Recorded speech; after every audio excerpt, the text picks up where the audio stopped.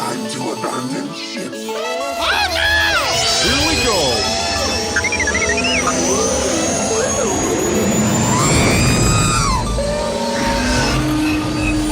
Can I persuade you to join us for a drink? It's a tradition. Here, here. Jar Jar, homie, my main man, quickly. Before the Separatists attack, get into the escape pod. Hey! This is escape, then we're the pod.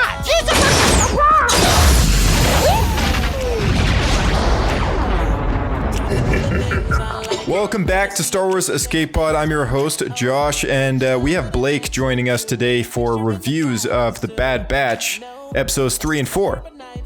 We had a couple episodes this past week drop, which was it was a pretty busy week. We had 2 light speeds and multiple reviews for The Bad Batch, Pinball VR. We even had the final commentary track for Battle of Endor, Ewok Adventures drop on May 17th, 10 days ago. So that was great. And if you haven't checked those out, be sure to do so. But today, it's Bad Batch review. We're finally catching up to episode 5. Let's get into it with Blake.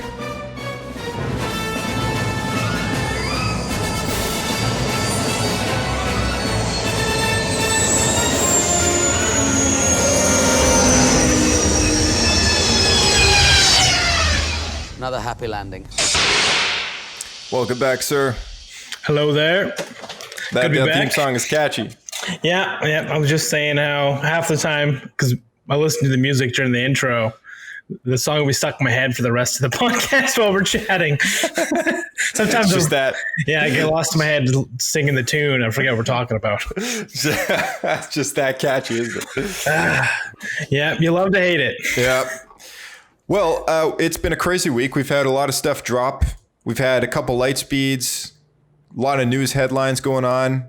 And, today we're finally catching up with the Bad Batch reviews, our initial impressions, things we spot, with episodes 3 and possibly episode 4 today. And the third one, yeah. I haven't actually watched the fourth one yet, so we might need to stop and watch that.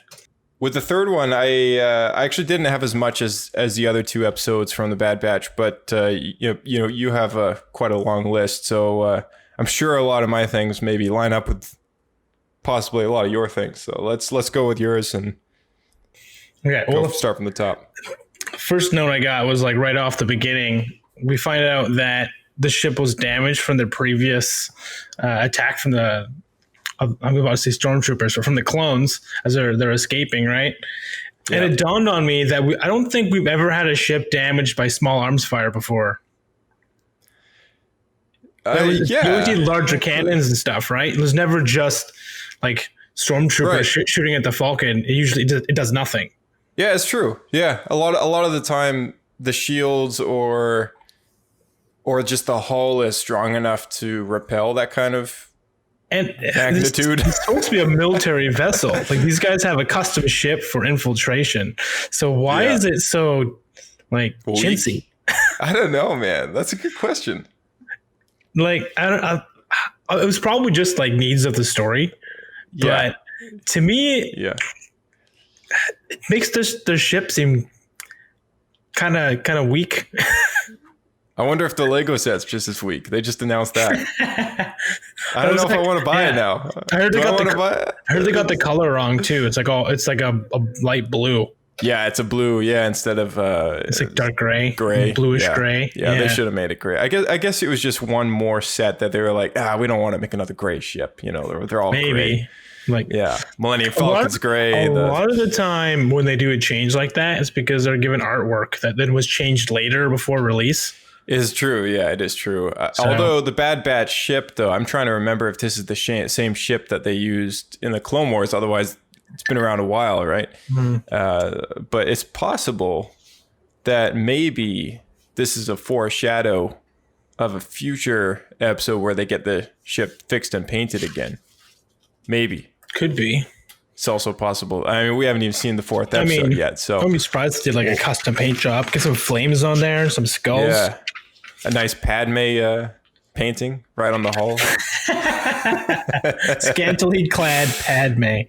For anyone listening who didn't know this, the original proxy animation episodes for featuring the Bad Batch in Star Wars: The Clone Wars had a scene where Anakin Skywalker sees the Bad Batch's ship, Clone Force 99's ship, and he sees a painting on the hull, which is just this really scandalous like painting of Padme Amidala sitting on top of like a rocket or something like that, you know, So World War II funny. style. Yeah. So funny, man. Instead of I a loved it. nuke. And he's like, that is not staying up there.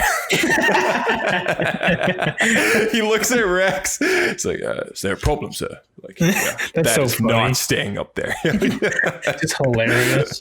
Yeah. So on top of all the problems that they got with these guys, you know, take one look at their ship. There's Padme up there. But anyway, they took that out in the finished animated I'm not episode. surprised, but it's hilarious. It It's is so funny, man. They Yeah. want to let younger viewers watch it too, right? So Yeah. There's that. I mean, it's a shame we didn't get that in there. But I it was a think good they were- joke. It was a good joke. It was a good joke. It was. I mean, in my head, that's still canon.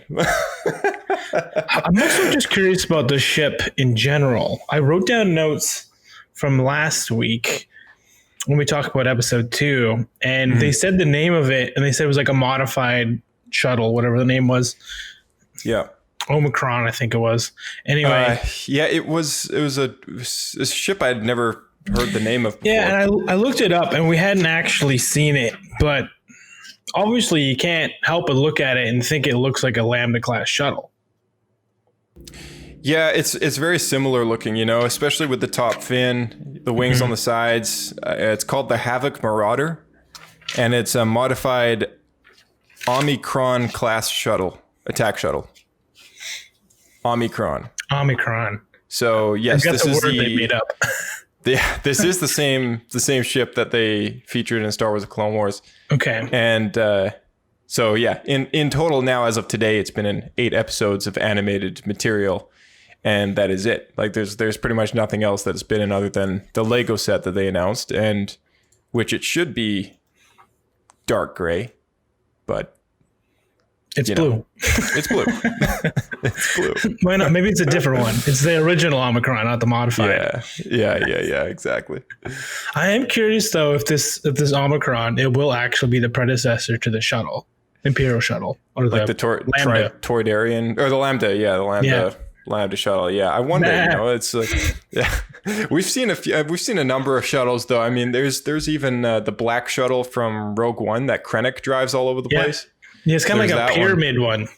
Yeah, it's kind of strange, but they all got that similar shape to it. And even the Republic attack shuttle, which I have in Lego, I've always liked that one a lot. That one's also very similar in shape as well. They have got the cockpit, and then they've got the big, huge passenger bay in the back, and then the top fin, and then the wings that drape down over the sides. Right. And kind of making that triangle star pattern. Yeah, exactly. So if you look up just Republic attack shuttle, if you just Google that, there's like a million different images from Clone Wars, from Lego, from other stuff, action figure toys, you know, it's all there. So that ship's been around a while too. Very similar design, but Fair enough. the Lego set for this one's pretty Makes fun. me wonder though. No, I guess they're all different. I was wondering because like with the Falcon, there's YT, you know, the YT series, but anything Carillion kind of looks similar. Makes me wonder if there's like a specific brand or company that like makes this style of ship. Yeah. Normally that's in the Wikipedia.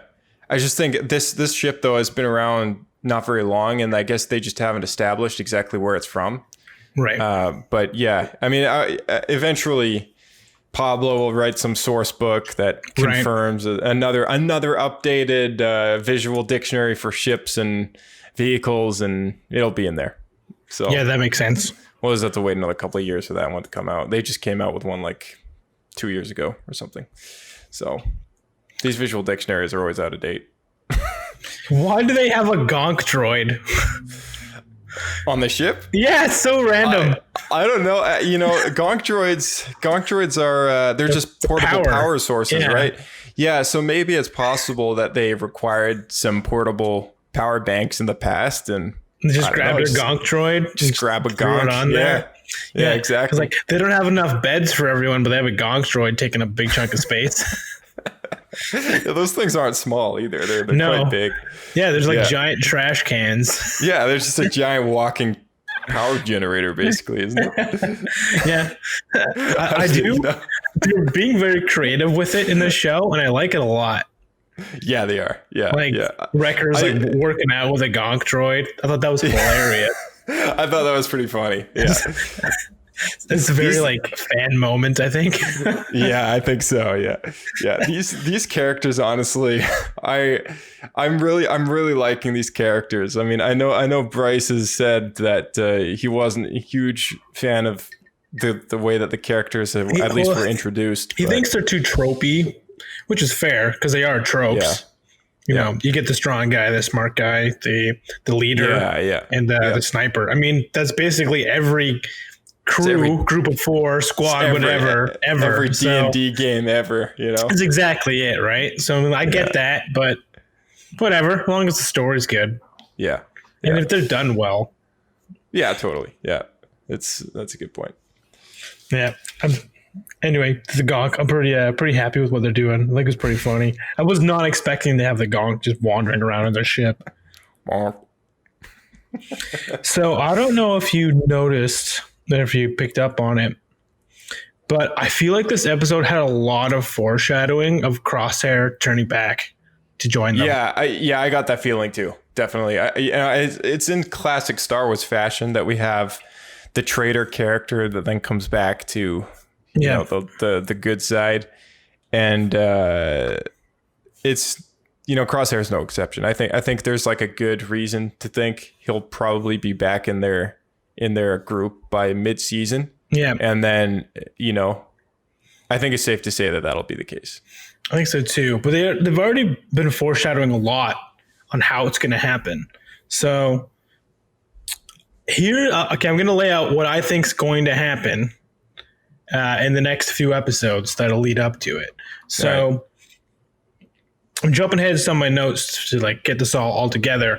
But in this episode, when they're crashing, Wrecker hits his head, right? Mm-hmm. And Tech, just prior to the crashing, was saying he's almost done the brain scanner so they could look at the chips. So I think what's going to happen is when Wrecker hit his head, he knocked the chip back into like function. It's going to slowly like start reactivating, and then they're going to have to use a scanner on him, figure it out, and they're going to fix it on Wrecker, and they'll know how to fix it on Crosshair. Yeah, that's definitely possible. Furthermore, I mean, to build on that, it's also possible that they build the scanner, or they're building one, and then it was just about done, is what he said. Yeah, and then they meet Rex, maybe, and maybe Rex shows them exactly where it is, like in their head. Yeah, based on his scar, because he's got a scar, right? It could be the episode where they like Wrecker starts to turn. They like, I don't know, tie him down, or whatever, strap him down, and that's the episode where they meet Rex, and Rex like helps them fill in the blanks. Yeah, definitely that, or maybe nothing happens to Wrecker at all. Maybe he's fine, and they need a clone to maybe test this procedure on or whatever. And Rex is like, "Hey, I know a guy. Let's go get him." And then they get those two clones that we saw in Rebels, Wolf or Gregor or something like that, because there's still a big gap missing between what happens to them, right? So it's possible that we could see them get their chips removed in this show as well. Mm-hmm. I wouldn't be surprised. It's a great opportunity to do it. Man, I would love to see Gregor back. I mean, I've always loved Republic Commandos, but you know, he's a bit loopy when he gets to Rebels because of the explosion. So I kind of wonder like how that'll play off in his younger years. But it's funny, he was so loopy in Rebels, I didn't realize he was the same character. Yeah. He also had way less armor on than the other guys. Yeah, so, that's true. To be fair. Yeah, I don't even think I saw his helmet in there. I don't think he wore it, at least. No, I don't think so. I feel like Ezra would have found it if it was there. Yeah. Ezra would have taken it for his collection. Yeah, exactly. Give it a paint job. Yeah. I think that's where it's going, though. And that's going to lead to Crosshair coming back. Because this episode also, Tarkin had said, like, let's leave, because they were using the brain enhancer to increase the strength of the chip. And he said, let's leave it and see if it stays. Kind of foreshadowing that it could possibly weaken over time. Yeah. Or And degrade. Yeah. So I'm wondering then, so they figure out the brain chip stuff. Then there's a run-in with Crosshair, and it's degraded enough that he hesitates, and they're able to grab him and fix the chip. Yeah. Yeah, I could see that happening for sure. I mean, it's very... was it this episode that he got the procedure done? He got it done in the first episode as well as this episode. Yeah, like they boosted it though in this one, right? Yeah. But they're still doing, like, they call it just like tests or whatever. So they're seeing if they can do it to all the other clones. See, I can definitely see them. Yeah, I could definitely see that being a thing later down the road, or maybe even they go through with boosting all of the clones, and then it starts to depreciate them even faster, or something like that. You know, I could see that. Yeah, that's also a possibility. Because I'm sure they're aware that over time, the clones might slowly become more self-aware, right? Or there'll be a few that will malfunction or whatever, and they're going to have a plan to try to get them back in order, right? Yep, definitely. I think it's who's the admiral's name, that the new character that's now been introduced? Rampart, Admiral Rampart. Yes, Admiral Rampart. So he has now been a larger part of the story at this point with pairing up clones with civilian military. Yeah, civilian military is what I would call them. Yeah, for sure. So that, it'll be interesting to see where this goes, because those guys don't like it very much that they're, paired up with a clone. So yeah, and like that kind of speaks to how the rest of the galaxy views the clones, right? Yeah, definitely. They don't look at them as humans. Yeah, no, they don't. Like, see them as like a commodity, or maybe even an abomination or something. I don't know if I go that far. Maybe more like a pet, or something that'd be subhuman. So like a wild animal or a dog or something, right? Yeah, they definitely treat them like lab rats, or they just dehumanize the clones. Yeah. Like many would. Kind of like how Pong Krell, thought of all the clones as just these expendable things rather than people. So that's probably exactly it. Actually, best way to describe it would be exactly like what Pong Krell said and how he treated them. I could see that being an issue as well if they start bringing in all these civilian soldiers and stuff. As to say, this Imperial army's made up of both, right? And then so maybe it could be that. It could be that plus the degradation of these chips in their heads. Not a numerous amount of things, It'll be interesting to see where that goes. Yeah, I agree. Will be interesting, because they definitely kind of had foreshadowed where that's going to go in the overall Imperial military. And they had Rampart had implied very heavily that the clones are going to be relegated to just being like trainers. They would just train the rest of the military, so they probably won't even be really involved in missions anymore. So I feel like that's going to be the transition period. They're kind of like showing that could be the route that they're going to take between 3 and 4 when we see the civilian stormtroopers. Yeah, definitely. And something I had noticed as well is when they're on their mission in this episode, any soldiers that have any self-thinking against what the Empire's doing, because we never see stormtroopers ever rebel against even the most like awful of orders, right? Inhumane of orders. That never happens, and you kind of wonder why. You think they're all just evil, but this episode showed that any soldiers who would have actually stood up against their orders were just killed off. Yeah, killed off, or even just thrown out of the academy. I mean, I actually recently, I've been trying to read up on when I've got a moment of time, you know, been trying to catch up on all these old Marvel volumes that are within the canon that I just haven't read yet. You know, all these trade paperback miniseries for these characters and stuff. And I recently read Han Solo Imperial Cadet or something like that. It was a predecessor. Well, it's kind of an interlude volume of stories that all exist in his time at the Imperial Academy, which in the movie is like a couple scenes and then he's out of there kind of thing, right? Yeah. And it flashes forward by like a lot. Like he's already gone through a ton of training for him to be in battle, and you know, he's been away from Corellia for over a year at that point, right?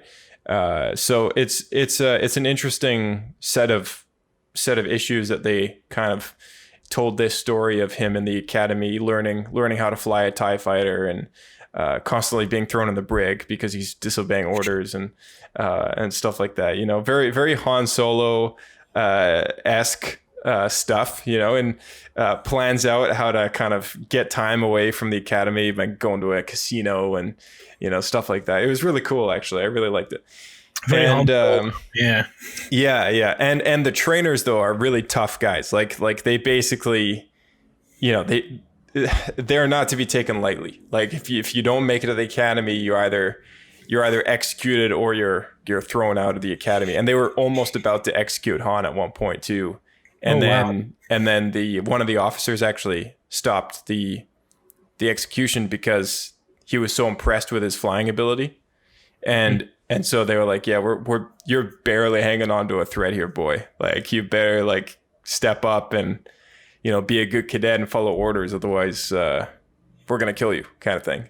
So it's that kind of leadership by instilling fear into their soldiers and into their cadets that really creates the loyalty that the Empire wants. And it's not a loyalty that's based off of, morality. It's not a morality loyalty. It's a loyalty based on fear. So it's like, oh, if I don't do what they want, then, you know, bad things will happen to my family or whatever, right? And we've seen that in Rebels too, where farmers had their farms and their land taken away. You know, Tarkin Town on Lothal, right. Tarkin Town, they just burned the whole thing down because they could. You know, Thrawn's evil plans there, and you know, even just the Empire taking land from people, like that came up quite a few times actually. They're like, yep, this land now belongs to the Empire. Like, what? This farm has been in my family for 20 odd years or whatever. 20 generations. Like, 20 generations. Like, the Empire doesn't care. Here's your box of Jogan fruits. It's your compensation. Yeah, your compensation. Now run along, scrats. You know, yeah, it's like, true. But one thing that, like, it's almost a step further, and maybe it's kind of a Stockholm syndrome sort of situation, where a lot of the Imperials we run into, they enjoy being cruel. Yeah, they do. Yeah, they're bullies. Yeah, so it's not even that, like, they're forced to do it against their will out of fear of their family. Like, they straight up enjoy being cruel to civilians or whoever. Well, a lot of these guys that, you know, enlist in the military, they in Star Wars, that is, if they're not thrown out or killed because they're doing the right thing or disobeying orders, they wheedle down the crowd to the select few who actually will do whatever it takes to stay in there as a loyal stormtrooper or whatever. Or, you know, pilot or whatever they are. And, you know, with that would come either a bare resistance of like, okay, scraping by, I'm just doing my job, even if it's terrible, I'll follow the orders, right? So there's that. But then anyone else who isn't at that level will be above that, and they'll be along for the ride because they want to as well, right? They actually believe in what they're doing. And I would say most of the Imperials for sure would probably fall under that letter, right? Where they think they're doing the right thing. But then, of course, there's always a Mayfeld. You know, there's always a Mayfeld in every group of Stroopers, you know, Mayfeld, you know, from Mandalorian. There's always somebody who will think otherwise and realize, like, this is a terrible, terrible government, right? Yeah. And like most? Finn, even Finn as well. I mean, Yeah, that's true. Finn is raised from birth basically by the First Order, and that still hasn't changed his ethics, right? It's just not in his blood to be a villain. So No, that's true. And at least it was the case in the EU, but most of the rebel army were defectors from the Empire. yeah. We've seen that happen in the canon as well. In Star Wars Rebels, it was I think it was Ezra or somebody. He ended up helping recruit a few of the Imperial cadets from his time in the Academy. Yeah. And was able to let one escape, Zare, who then spun off a kids' book series, which is actually really enjoyable. It's called Secrets of the Empire, I think it was. Zare and back again. Servants of the Empire. They're back. Zare and back again. Zare and back again. Yeah. The 4-part children's tale of Zare and back again. It was a Star Wars Rebels tie-in series, and it kind of wove in through season 1 and 2-ish. And it was about Zare, the kid that Ezra befriends in the Academy, and he goes off looking for his sister, and right, I remember this character. Cool. It was cool. It was called Servants of the Empire. It's a good story. It was really quick to get through. I recommend anyone who's looking at reading those or whatever. But there was a few characters, obviously many in the past. Even Han Solo, he was part of the Academy and decided it wasn't for him, you know? Yeah. Not everyone who enlists is a stormtrooper Nazi. That's true. We learned in this episode, though, that a lot of them who did stand up probably were executed on the spot. Yeah. So did you ever watch the movie called Pitch Black? Came out in like the early 2000s. Vin Diesel one, yeah. No, actually, I haven't seen that one. You should, because I feel like there's references come up to it, or like homages to it. Come up surprisingly often in sci-fi, and this episode itself had an homage to it. Really? Yeah. So when they crash land on the planet and they got to deal with the dragon, wrote down the name, but it's not on this page. It's like the energy sucking dragon, right? Some moon dragon. Yeah. So in Pitch Black, the ship in the movie is a sci-fi. It crash lands on a desert planet where it's daytime for half the year and then it's nighttime for half the year, versus like for like a month, essentially, maybe not a year. And when they crash land, they try to repair the ship, figure out what's going on, and then nighttime comes. It's going to be at night for like the next month or whatever, and these creatures start coming out and like flying and start like picking them off, and it's pitch black, can't see anything. That's where the name's from.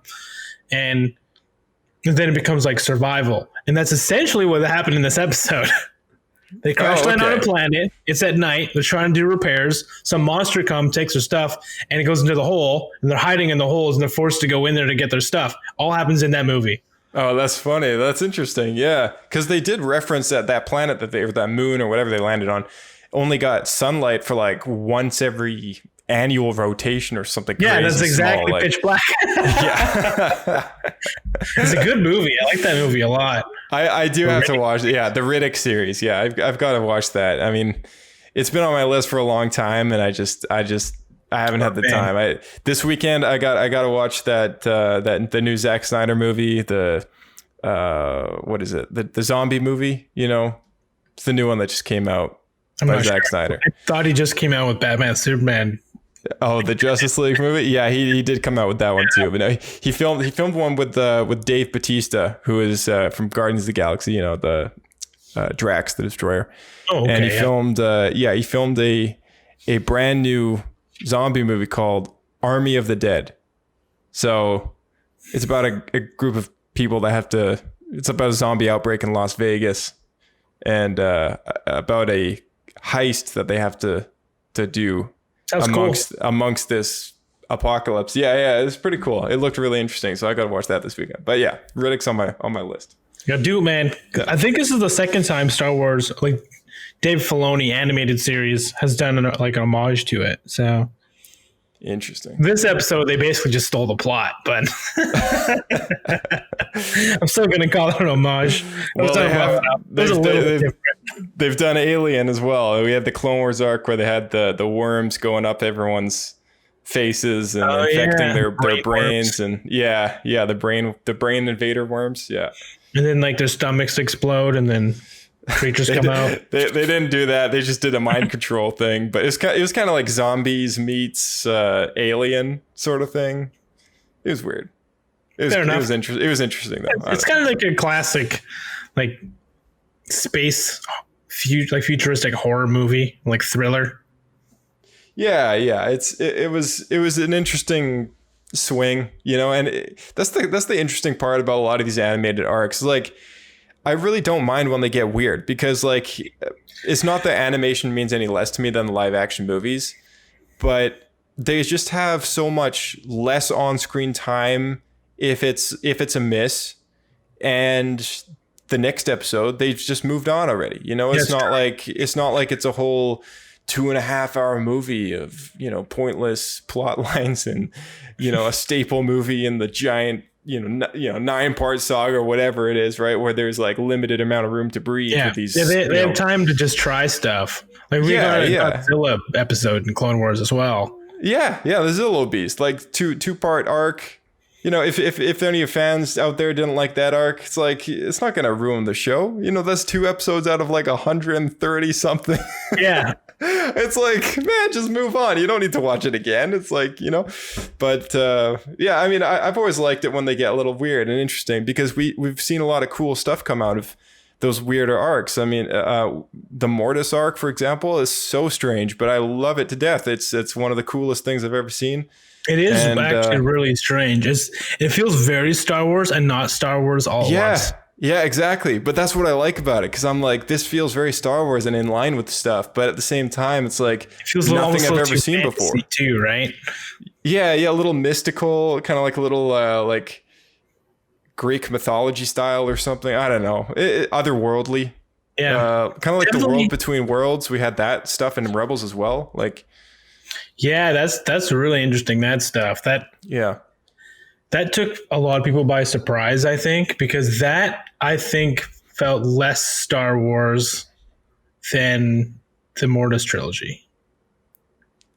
Yeah, in a way it did, yeah. I mean, you got portals to different areas in time, and stick your hand through it. You can grab people out and change reality. Yeah, it's weird because it makes the Force have its own dimension. I think it does. Yeah, it does. And I think that's part of what allows a little further explanation as to how these Force ghosts operate outside of time and space. And another reason as to why it's important to remember Star Wars is a long, long time ago in a galaxy far, far away. So the story that they unfold will never change, right?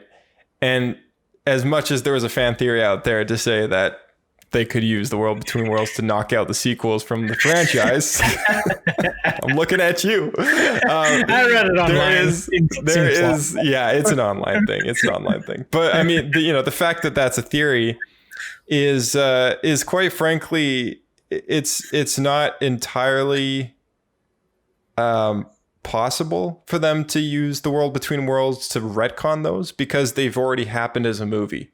And so when they did the whole timelines is what happened. Yeah. So when they did the whole Ahsoka Vader thing at the very end of that episode, they made it pretty clear that she was still alive and that something had happened in there that we just didn't fully understand, right?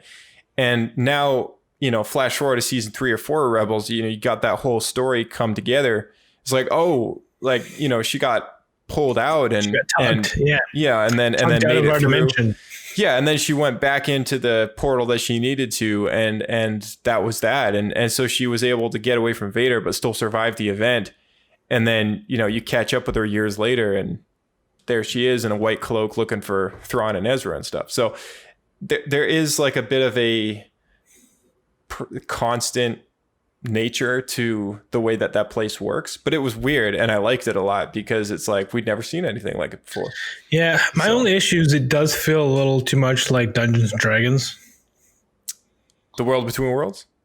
Yeah, to me, because Dungeons and Dragons deals with a lot of like dimensions and like time stuff and whatever. Yeah. Depending which version you're playing or what story, but it kind of touches on all that. And to me, it felt a little too fantasy, I guess. Yeah. Like, I mean, Star Wars is space fantasy, right? Yeah, like, but like this is empires, that's emperors, farther. That's farther along the fantasy line. Farther along, yeah. Yeah, I guess it gets more into the wizardy stuff. That's for sure. You know, the magic, and I mean, that's what's so cool about Star Wars. That's why I find it so fascinating, because like you got the princesses and the knights and the emperors and the empires and the old man wizards, and like that's kind of what it's built on, right? And then you get that otherworldly kind of magic side to it. You got the Night Sisters and like their sorceries and other different Force religions, like that friend of Jar Jar, those other Jar Jar looking species. Yeah, they're doing the witchcraft stuff. Yeah, they had their own thing with the Force going on in there, and then of course we have the Guardians of the Wills and the Church of the Force that Lor San Tekka belongs to, and there's so many different there's the Bendu and Mortis, and like how all these pieces fit together, and sometimes the answer is they just don't. Like they're just all part of this giant jumble of they're all part of it's not coming out. They're all part of the Greek salad that is the Force, and they all play these different pieces to the puzzle, and the Chosen One is also thrown in the mix as well, and you get Star Wars, like in everything, in every aspect of every story, like that is what it is, and it's like there's so many different things in that story to tell. It's not always going to be the same thing, and it's always cool to see something new, something different, and then especially to see something that's been inspired off of something that we've seen in something else, Dr. Aphra, just like Indiana Jones. Maybe what it is for me is it feels a little too much like something we get in an old EU novel that George wouldn't sign off on. That's fair. Yeah, that's fair. I can agree with that. Yeah. All right, with Bad Batch. So do you have another? I've got some more stuff I want to talk about. So there was a quote I wrote down, and you mentioned this in the last episode, and the quote was, it's from one of the civilian soldiers, and he says, with the Empire, I get food and paid, and I have a roof over my head. The Republic didn't do any of that for me, which we talked a little bit about last week, but I thought since this is the episode you actually said it in, we should dive into it a little bit. And that is a fair quote, and it does explain why people start signing up to join the Empire. But I think it also shows, I guess the Republic was kind of stingy and cheap, and a big part of that was probably just due to all the corruption, that the money wasn't spent where it should have been spent on people. Right. I mean, in the Republic, like obviously there's those few senators and stuff who wanted to do the right thing. The beginnings of the rebellion, Padme Amidala, Bail, those people, Mon Mothma. But there were a lot of senators who just kind of went along with supporting Palpatine in every way that he wanted, right? And a lot of, we're led to believe that there's a lot of corruption in the Senate. So a lot of this money that's supposed to be distributed to their planets probably went into their own bank accounts. Yeah. And there was an entire arc in the Clone Wars about the banking clan too, which kind of pointed evidence towards the fact that even the banking clan was corrupt, and how they didn't have the money to fund both sides, but they were just making it seem as if they did. Scheme. Yeah, they were like money laundering, basically, in their own way. They kind of came up with an explanation for that, and how there were secret funds being added to, which in my own theory was that those were the secret funds that Palpatine was building for the Empire and for the Death Star project and whatever else. That makes me think, though, it's actually, because we talked about the currency last episode, because that was brought up from Admiral Ramparts over the telecom or whatever. Yeah. And the switching of currency would work extremely well for the banking clan if they're still working with Palpatine, or else he wouldn't really let them. But if they're completely broke from their Ponzi scheme and their scheming, and then they switch to a new currency, then essentially Palpatine could just say, like, you have like X amount of dollars, and it just fabricated out of nowhere because it's just new currency. Yeah. Yeah, pretty much. And about what that guy says, I mean, like, he's like, well, the Empire's provided more for me than the Republic ever has. And that's because the Empire's actually got the money. That's part of it too. You know, like, that's like the old, like, because the Republic was 100%, like, they can barely even pay more for more troopers, right? And if they don't pay for more troopers, they've just lost the war. So they were massively in debt. Yeah. Oh yeah, massively in debt, and they didn't have any more coin, right? And that's why they had to deregulate the banks to basically fund the war. And you know, the Empire has no war. They've got all the money in the galaxy because now they've got all the Separatist planets' wealth as well. They pretty much come in guns a-blazing to whatever planet they want and mine whatever resources they want. You know, take whatever currency they want, do whatever they want with the economy. Yeah. Like they do what they want, right? They just show up and they just take stuff. Yeah, they just show up and take stuff. So, I mean, it's no big deal if they give some stormtrooper a small shack somewhere because, you know, they can afford it. No, and it's like, I mean, look, even Cloud City is a good example. They just showed up, and they're supposed to make one deal and leave, and then instead they just take over the entire thing. The deal's getting worse all the time. Right.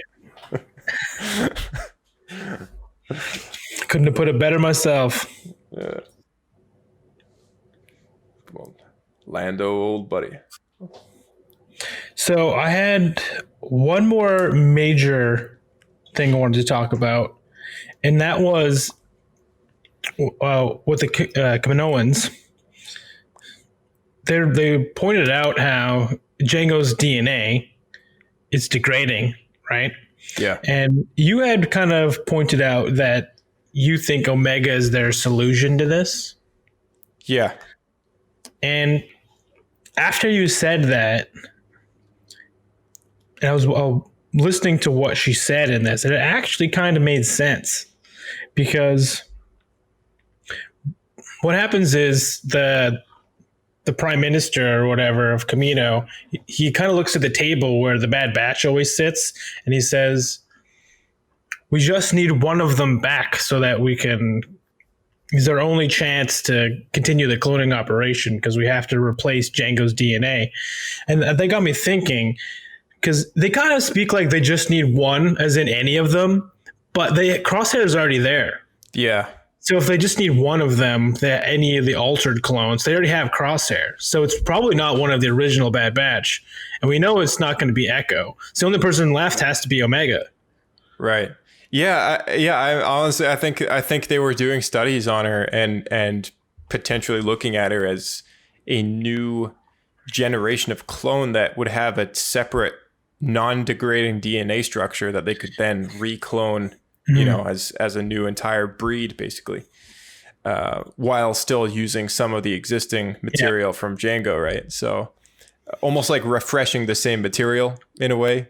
And I wonder if that's why they switched her gender. Maybe if you switch the chromosomes to the opposite gender, that actually fixes the issue where you can't use regular clone DNA, because I don't know the exact reason in universe, but it's always been a thing that you can't use clone DNA for cloning. I'm sure it's just a story point, but maybe if you switch the gender, that actually fixes that issue. Yeah, possibly. Yeah, makes a new template structure, right? Yeah. Yeah, I have no idea. I'm no scientist. I'm just a Star Wars fan throwing my speculations out there like you are. But it's an interesting theory, and yeah, it makes me wonder. When I heard that, you know, when I watched the episode, I was like, oh, maybe that's what she's for. Like maybe they planned on making more clones, but they just planned on making them differently. Yeah, that makes sense. And if that leads into the clone on clone war, where there's an army of Omegas versus an army of Jangos from the Empire, it'd be an interesting arc, that's for sure. Yeah. Totally. It also makes me wonder if her name has something to do with what phase of the project that they've been working on. It's possible there may have been an alpha and a beta and, so on and so forth. And Omega means the end, if I'm not mistaken, in Greek. Does it? Okay, yeah. So maybe she's and Omega is the end. Alpha and Omega. So maybe they've come up with the names for the different stages of that cloning process, right? And she's the last one before the completed product. So could be. She could be the one that they want back to use as a clone. Yeah. I think just taking apart what was said there, it's the only thing that makes sense. Yeah. Like to check all the boxes, right? Yeah. Yeah. We'll see what happens. I think that one's going to come true. I think you're onto something there. And so we dive into... I had one last thing. It's pretty small. So at the end of the episode, it's kind of a full arc. So at the beginning, the Hunter points out that Omega doesn't have her own bed. And at the end, a Wrecker made her own bed in the gun turret. Yeah. But I got thinking, there's been an extra bed the whole time because Crosshair's not there. So why is she sleeping on the floor? I have no idea. It's just in universe, just plot holes, I guess. I don't know. Maybe they have high hopes that Crosshair is going to come back and that they haven't given up his bunk yet. Maybe, but still, then it is still kind of a weird. It's right there. Yeah, it's still kind of a weird. Why didn't you think of that sooner? It's like she's on the floor. There's an empty mattress. Just right there. Just clean it off. Nobody cares. At least it's more comfortable than the floor. He was the clean one. He was the one to point it out. You don't get used to the smell. So it's probably fine. It's probably the cleanest part of them all. Yes, it's true. His bed's probably the cleanest part of the ship. So I just picture her getting into the bed, and then one of the Bad Batch guys are like, "That's not for you. Get out!" Kick her onto the floor. Yeah. It's like kicking your dog off the couch. Yeah, totally. Yeah, that's something that stuck out to me though about these characters, about these guys. They just kind of. They've all been just so kind to her, and just really embracing of her into the family. And it's hard to think any of them would ever, raise a finger at her unless it was some sort of parental style, it's like, don't do that again. That's dangerous kind of thing. But yeah, they're all her older brothers and in a very, very nice sense. way. My older brother wouldn't let me use their bed. All right, let's get into episode 4. Let's watch this thing and we'll be right back to chat about it. Okay, well, that was cool. We got to see George Lucas's Chairman Papanoida's home planet. The cameo. George Lucas actually once upon a time played a character in the background of Star Wars, which was known as Chairman Papanoida, I believe it was. Wow, I can't believe you remember that. Chairman Papanoida. I'm pretty sure it's Chairman Papanoida. Chairman. Does that mean the Pantorans are all just a big company? He's chairman. I'm pretty sure it's chairman. Anyway, we actually got to see Pantora this time, whereas in the Clone Wars, we saw one of Pantora's moons, which was the episode with all the Tals, and it was the Clone Wars arc where the Separatists and the Republic bases were wiped out by the indigenous population there, which were all the the white furry beasts with all the multiple eyes. And the original chairman at the time was killed in that incident.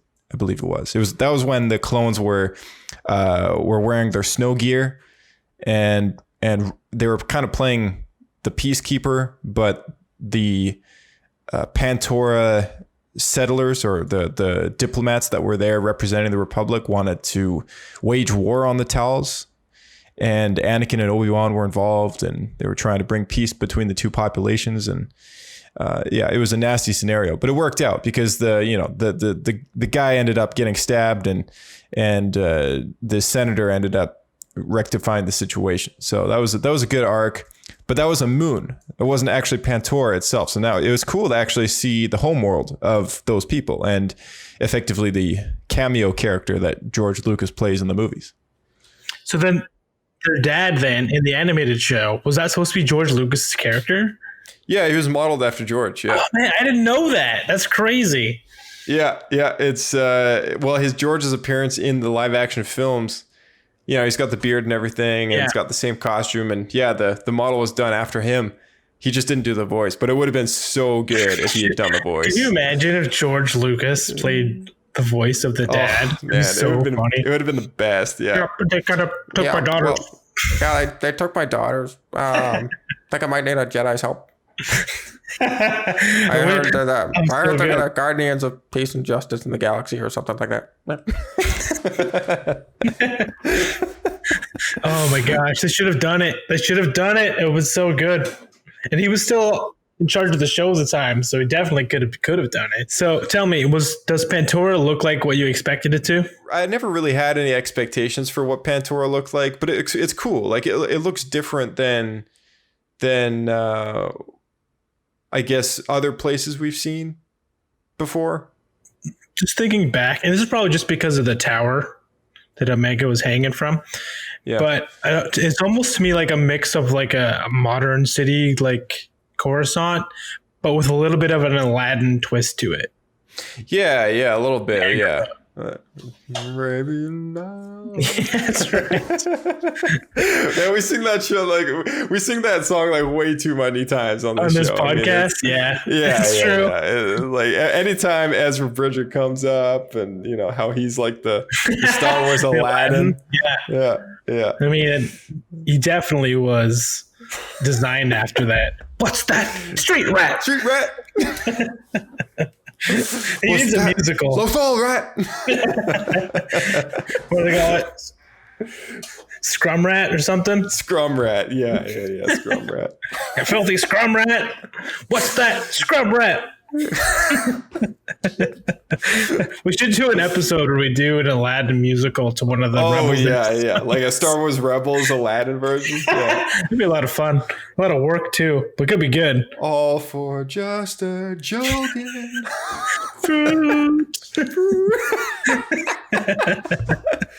It's time to free those farmers. Just the same tune for the entire thing. Just every line. Anyway, right. So we got a Bad Batch on Pantora. Interesting story. We get Fennec Shand showing up, voiced by Ming-Wei Shin. Man, it's always easier remembering a name that has one word to it. It's always trickier remembering a name that has three. Like Chris Pratt. Chris Pratt, exactly. Sorry, yeah, I'm just trying to look it up. Fennec Shand. All right, here we go. Ming-Na Wen. Ming-Na Wen. That's her name. Okay. So it sounded to me like they actually got her to do the voice acting. Yeah. So she did actually, and that's pretty cool. Yeah, and to remind anybody out there who doesn't know, she's the voice of Mulan from the original Mulan back in the 1998. That's why I recognized her voice. Yeah. She also plays Melinda May in Agents of S.H.I.E.L.D., which is one of the primary characters of that show for the whole way through. Yeah, she is. She also played a cameo in the new Mulan movie at the very, very end when at the ceremony. She was in that just like one scene or something like that. And of course, she's Fennec in The Mandalorian, now brought into the Bad Batch. And it's It's pretty cool. I kind of wish they gave her a slight remodel. She has the exact same costume, which means she wears the exact same clothes for 30 years. I think they wanted to make her, at least her helmet, the same. But yeah. I'm pretty sure the whole costume, same robes and everything. Was it exactly? It looked very similar for sure. Yeah. I don't know if it was, there might have been some details missing from Mando or was it the same? I don't know. It looked the same to me. No, it was the same. Yeah. I wish they would have changed her helmet. I'm not a fan of the design. You're right. The costume is almost like that. The costume is identical, actually. Yeah, so she wears the same clothes for 30 years. Just for one of those people, I guess, where they go into their closet and you open it and it's just like 50 of the exact same thing. Like yeah, totally. Like every day, there's like the same clothing for every day of the week. Jimmy Neutron style. Exactly. With the Simpsons. There's very few people who would get that reference. I'm glad you got it. Jimmy Neutron. So, yeah, we got Fennec showing up, and she's here to hunt down Omega, cash in on some reward. I wonder who she's working for. Yeah, that was my big question too. I feel like the simple answer is the Kaminoans, because they've already pointed out that they want her back. Yeah, and the Empire is hunting all of them, not just her. They don't know she's special. Right. So would anyone else look for her? I feel like it has to be the Kaminoans. Yeah, I don't know who anyone. Yeah, no one else knows she exists. Who she is. She's important. So it's got to be her. And they've hired bounty hunters before with Django. They have, yeah. They've enlisted bounty hunters in the past to be their clone templates. I mean, it's, who knows, that they might have a couple connections there for sure. I mean, it's possible that Fennec might even have known Django once upon a time, which in The Mandalorian it's never confirmed whether or not she did, but she does work with Boba Fett in the future. So I think we should both come up with the craziest theory about it right now. It's like the most obscure thing. The most obscure thing for Fennec? For why she was hired, or who hired her. I'm going to say she was hired by Boba because he doesn't want his genetic code to be used for the clones any longer, and this is his chance. Oh, I see what we're doing. We're trying to make some fan theories to those weird ones that you see online. Okay. All right. You heard it here first. Boba's behind it. Boba's behind it. Little Boba. Short Boba. All right. Okay, Boba. I think. I'm just winging it here. Yeah. All right. Yeah, but I think she might have been hired to hunt down Omega because they may have used some of Fennec's DNA to make Omega. So she hired herself. Yeah. She's hunting down her mini-me. I don't know. Maybe Omega is the crossover clone between Django and Fennec. She's not a clone at all. She's an actual daughter. Nice. Like we're onto something here. Hopefully Dave Filoni's listening. Like, that's a great idea. And I'll go with that instead. Yeah. They'll change it. Yeah, it was cool. It was an interesting episode. I love how Tech played the pretend droid and Echo? Tried to swindle some money. Or sorry, yeah, I like how Echo tried to play the pretend droid and swindle some money out of the shopkeeper. That I was not funny. expecting that at all. That was a very Star Wars D&D moment, and I loved it. Oh yeah, I loved it a lot. Like, he just reluctantly gives in to pretend to be a droid. Okay, roll a deception check for deceiving the shopkeeper that you're actually a droid. Okay. Boom, critical. Yes, it's like the GM's like, oh man, you're a droid. Yeah. He offers you 2,000. Yeah. Oh, you 2,000. What? No, I'm gonna flip a light side token here. I gamble for 4. It's FFG there. Russ using the FFG system, not D20. Yeah. That's the only one I know. Forcing it to happen. Boom. Yeah, I love how he gets back there, and then there's just all these droids. Yeah, they know the truth right away, and then it was 2 minutes later, Tech calls and says, "We need an army of droids." Yeah. What are the chances? Right? What a coincidence. I do kind of like covered, boys. I do kind of like when they think out the storyline enough for a lot of these stories where it's like everything falls into place at the end, you know? Yeah. One thing that I guess runs counter to that is I felt like Wrecker was totally wasted. Like he helped take apart the ship, but then he ran off to help Omega. Yeah. Got knocked out in one punch. That's and ran back to the ship and accomplished absolutely nothing. Oh yeah. He lifted some stuff out of the ship for repairs, but yeah, it's like true. The second half of the episode, he didn't do anything. Yeah. No, naturally that stuff is going to happen, right? But I think that's why they kind of made a joke out of it. They may have written the whole script and be like, "Wait, what do we do with Wrecker?" Yeah, probably. They're just going to stand around for a while. It's tough when you have to juggle like a large cast of characters like this because back on Clone Wars, that wasn't the case. Like there was usually a max of 3. Typically, I mean, like very oddly, there was a group of 4. I mean, the Bad Batch arc was one of those arcs where you did have multiple characters all in the same place at the same time, but as far as main characters goes. But I mean, a lot of the episodes that did have more than one multiple character, you had multiple storylines going on as well. So yeah, so you could jump back and forth. Yeah, you can jump back and forth. Yeah, Dave has pointed out how that's one of the biggest issues to deal with coming from Clone Wars and into Rebels. And I'm sure it's the same thing here because your cast is all in one location. Yeah, it is. Yeah, so it is true. I mean, can't really cut between 2 different areas or whatever. Right, which is what any cinematic film actually does. Is like they're always, cutting back and forth between 2 different storylines, 2 different groups of characters, and then it all comes in conclusion at the end. And it gives you more freedom. It's funny. You don't think about it, but it actually does give you more freedom because you can skip time. It does, yeah.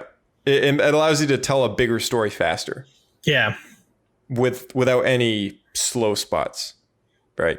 No, so true. Because it's like, if we want to just get from point A to point B, it's like there's stuff that happens at point A, there's stuff that happens at point B.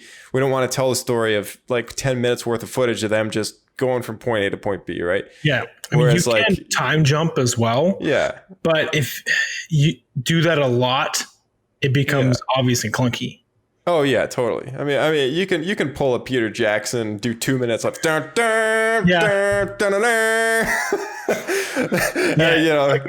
of You could always do the classic. Gotta have a montage. Just jump cut through a montage scene, right? Random stuff. Yeah. So yeah, I don't know. What did you think of this episode? I liked it quite a bit. It was fun. And a lot of fun stuff happened, but I don't think it actually progressed the plot of the overarching episode. No, not really. It was a cool chase scene. Yeah. It was fun, but it felt a little fillery as far as the big scheme of stuff. Yeah, it was and not a filler in a bad way, because I mean obviously there's those episodes that are like filler as like we need to introduce the fact that somebody's chasing Omega. Yeah. But we don't want to expanding the galaxy too, and like totally. Yeah, we got to see Pantora, which is cool. We got a cool chase scene. You got some Attack of the Clones action in there. But I mean, so many Attack of the Clones sound effects, which was awesome. Oh yeah. I love that. It's so good. I love those speeder sound effects. They're some of the best sounds ever. So, and the pod racing sound effects, like the kind of same library. And there was one speeder bike sound effect from episode 6. I noticed. Other than that, it was all episode 2. Yeah. Episode 2 is the king of speeders. That's for sure. But yeah, the whole opening, man, like it felt a lot. The whole scene jumping on speeder roofs and stuff. It felt straight out of Attack of the Clones, which was pretty cool. I do love that movie. Like it tends to be one of the more one of the least favorite movies on most people's roster, and it's not my favorite.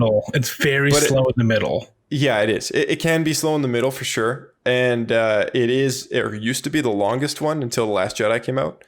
But it's got some really golden moments. When it's not slow, it's compensating in the other moments that it's there. You know what I mean? Like it's either you don't want to watch this movie, or it's like, this is some of the best stuff in Star Wars right here. You know, I love seeing Anakin tear apart that camp of Tuskens, and him like the intense music of him on the speeder bike, like with the sun setting, and like it was such cool. I like amazing imagery. Yeah, just so cool. Like and how he's screaming about how Obi-Wan's holding him back, and he throws the part at the wall, and you realize, wow, he's just like Luke. Yeah, totally. He's in the same house. Pulling me back. I killed them. I killed them all. And not just the men, but the women and the children too. And the dogs. And their pets. And their houses. And their ships. Burn their houses. And then I hit the second camp. And I killed them there too. They didn't even know what was going on. I actually love that movie. I love it. It has some good scenes. Yeah. I think people get hung up on the romance is rough. And this whole section of Obi-Wan like tracking down Kamino. Yeah. As slow as it can be, it's although I found it interesting, you know, like as much as it can be slow, it's like it's got some value to it, you know, like as far as a mystery, something that Star Wars hasn't really had ever until that episode. But anyway, any last words on this particular Bad Batch episode, or? Yeah, I had 2 more things here. This is the first time we ever saw this goofy looking R2 droid with the legs and the arms. Kind of looked like the Pixar Big Hero 6, but like mini. It looked like something that Warwick would be wearing if they brought it into live action. You know? Man, actually, you know what it looked like is the robot from Lost in Space. Oh yeah. Because they had the same kind of like tube arms, and then like the dome head, except a little bit more R2-y. It didn't have the neck, same as the Lost in Space droid. But I feel like it was pretty similar. It was like a mashup between R2 and Lost in Space droid. Did you remember the show Buzz Lightyear Star Command? Yeah, sure did. He looked like XR. He looked like XR to me. XR. Just Google search. Yeah. Buzz Lightyear Star Command XR. Okay, because I know Buzz and I know the villain, like, was with the Z or Z. Wait, there it is. There he is. Oh man, that guy. Yeah, a little bit. He's got like the treadwheel feet, but then his arms. His arms and legs are made of like these tubey kind of material that can stretch and expand and stuff like that. That makes sense. Yeah. Interesting. Yeah, it was a neat design though. I really liked it. Like I thought it was kind of fun. It was kind of goofy. It's very Star Wars. Yeah, it was very that one little goofy droid that you see toddling around. It's like, I thought, what is that? It was a good addition to the Astromechs because it's been like almost 50 years, and we've seen the same style of Astromech the entire time.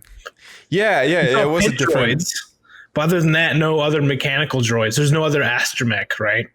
Right. Yeah, it was a different take on what an astromech could look like. Yeah. And I'm saying this era, not including BB-8. Right. Yeah. Yeah.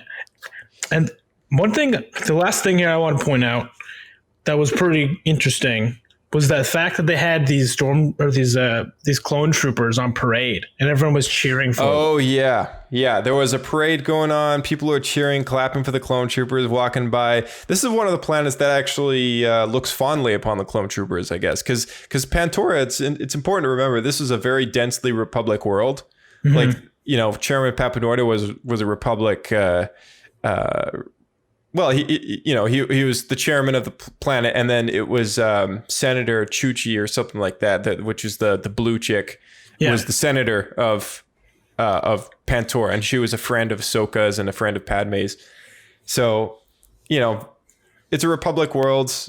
clone troopers have always been there. Yeah. And when the Republic became the Empire, they just kind of stayed as it is, right? And now there's just this base set up there, which is also doing this chain code thing. They keep on bringing it up. They come and exchange your Republic credits for Imperial credits and get your chain code as well. Yeah. You know, it's like it's funny how it's looking more and more like Nazism. Oh yeah. I mean, it's leading up to that, right? Because that's basically what the Empire is, and so it's very cool to see the development of that. But I find it interesting though that like every planet now that they've gone to, they've really insinuated this chain code thing. Yeah, it's like you can't escape. It's the law kind of thing. Yeah. It's everywhere. Yeah, it's like they're really enforcing that that the fact that they're being outlawed because they can't get one of those. So that's true. Well, they got the ability to make their own chain code now, and that we find out in this episode that Tech can now scramble their ship signature. Yeah, they can scramble the ship. And if they steal those chips or those cards, then I guess they could make and forge a chain code, but they gave all the ones that they had. No, they got a whole box. Echo stole an entire box of like 60, and they just quickly coded 5 of them and handed them out. Oh, gotcha. Okay, yeah. So they still have like 55 they or got whatever. A lot. Yeah. Half a box left. Interesting. Man, to have a crew like that, But here's the thing that I find it interesting about Tech and Echo are both tech people. Yeah, I know. It makes it it's a little jarring, man. Like I need them to do something with Echo soon, because like he's very much taken a back seat in this show. Yeah, it's true. I mean, we're talking about Record taking a back seat, but every single episode, it feels like Echo's just the one in the back seat, and we're really being like, given these main 4 other people to spend more of the story with, and Echo is like just washed under the rug kind of thing. It would be cool to make him different than kind of like a hybrid between, because I mean he is a cyborg kind of thing, so it'd be interesting to do something a little more in that line. Whereas like we brought it up before, where he's perpetually has this like screwdriver arm. Yeah, it'd be cool to have like a robotic arm that just had a bunch of stuff in it, and then. Yeah, the Swiss Army man, and he would just kind of be their version of an astromech, right? So like Tech is the really, really smart one and could do things on the computer and stuff. But anytime they need a droid for anything, that's the part he's kind of doing now. It's just the problem is every time he's given the job, he quotations can't get it done fast enough, and then like something happens where he doesn't need to finish, whether it be Wrecker or tears off the the locking. Yeah. Maybe clamp. It would be cool to see Tech do upgrades on Echo, right? Oh, or that'd something be like cool. that.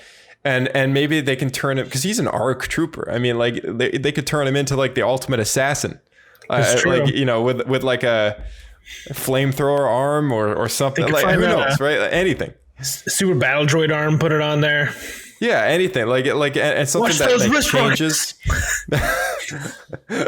Watch those. More like watch that arm cannon.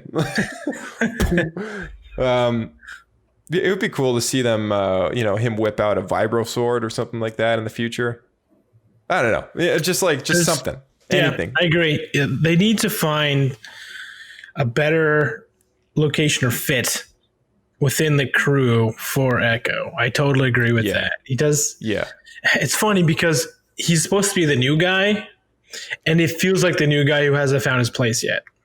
Yeah. It feels like the new guy's still the new guy. Like Omega feels more of a part of the squad now. That's true. That is true. Oh, man. All right. Any last words on this episode before we wrap it up? This one was a lot of fun. Wasn't as much to talk about as far as stuff upcoming, I think, compared to the other ones. There's less hints and foreshadowing. So I'm really looking forward to see where it goes. But now we know they're on the run. There's a bounty hunter after them. So it's going to be interesting to see where they go. I think they got more rations, but maybe they didn't. Maybe they took off before they even got any food. Yeah, or any water or anything. Yeah. Yeah, it'll be interesting to see where the next one goes. I mean, maybe they'll have to do that. Maybe now they got money. Now they got 2,000 credits, or 3,000 or whatever. So now they can go and buy themselves some food. I don't know. It'd be cool to see more Star Wars diners, Star Wars joints, you know. We've had a few of those in the past. I mean, not Dex's, but I mean, I know in the Clone Wars episode with Savage and Maul, Ahsoka and or no, maybe it was the arc where Obi-Wan goes undercover as Ratko Hardeen, but Ahsoka and Anakin walk into like a space diner, and on the space station somewhere. It looked like a Triple O's at a gas station kind of thing. That's pretty funny. And I've always liked those little places. You know, it's like you go in, it's just like a Star Wars diner and 50s retro vibe kind of about it, and all kind of putting back to like the 50s diner George was going for in episode 2. Yeah, it'd be cool to see, you know, some sort of reference there as well. It's a good point, change, because I feel like we get a lot of like dive bars. Yeah. It makes me wonder if we'll ever go back to Coruscant in the show. I don't think we will. I think they're going to try to avoid. Yeah, I think these characters are going to be starting to be pushed out, right? Out towards the Outer Rim. I think so, that's what's going to happen. As they're on the run. That makes the most sense, because that's where the Empire has the least control. Yeah. And at some point they'll get Crosshair back, I'm sure of it. But I mean, the question is, are they going to get him back on Camino, or are they going to get him back while he's hunting them down somewhere else? Right. Yeah, I see story for both, because on one hand, Techno has the brain scanner that he built last episode. Yeah. So they now could find it. And if they do find Rex, they'll have the means to take it out. And maybe by then they'll have a new Swiss Army arm for Echo, so he can do surgical tools. Oh, yeah, that'd be cool. Yeah. Oh, yeah. See, he could also be the doctor. Like the surgeon. Right? Yeah. Yeah, he could be the surgeon. You don't have a surgeon. That would make the most sense. I don't know. Yeah, it would. Well, actually, you know what? Omega's technically the surgeon. Yeah. She was she's trained. The one with medical. Right. Yeah, she's the medical person. So she would be the one who would have to do it. So it could take, what I was going to say is it could take place out in space or whatever, because they have the crew and the means for it. But it could also take place on Camino, because that droid who removed Five's chip is still there. That is true. And I'm sure we'll see him again just as likely, as well as Crosshair. We'll have to see in the next episode of The Bad Batch. All right, guys, thanks for tuning in. And as always, please, if you can, leave a review. Slap those 5 stars up there if you're using an iPhone and Apple Podcasts. If you're using another platform, they don't have a rating system, don't worry about it. But sharing this show with a friend is another great way to help us out, widen our audience, reach more ears across the planet. We like doing this thing. It's cool to see when more people are listening to the show. And that's just a great way to help us get to that milestone. So we have quite a few episodes coming up on the show. I mean, like I've mentioned before, lots of What Happened episodes with characters relevant to the Bad Batch, Star Wars, The Mandalorian, as well as the future shows going on, building up from that. Of course, now with the recent news of the Rangers of the New Republic being canceled, we're likely going to have a few less characters to cover. But we have enough of a list that I feel like it's relevant to keep going with that. I know Boba Fett and Thrawn are pretty high up there, so we're going to be getting into that stuff eventually.